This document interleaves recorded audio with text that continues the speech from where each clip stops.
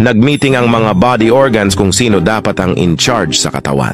Sabi ng utak, ako dapat ang maging in charge. Ako ang may control sa buong katawan natin, kaya dapat ako ang masunod. Sumagot yung lungs, ako dapat ang maging in charge. Ako ang nagbibigay ng oxygen sa katawan at ang dahilan kung bakit kayo buhay. Sumagot din yung tiyan.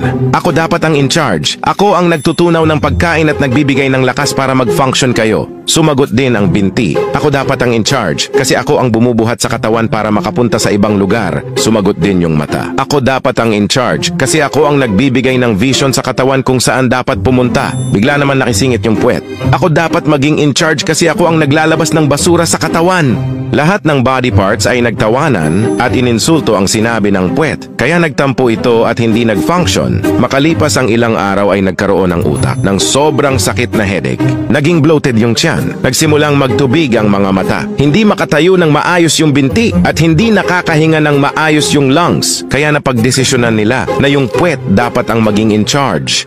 Moral of the story, kahit sobrang laki ng ambag mo sa isang grupo, may isang puwet at ugaling ang dapat palaging nasusunod.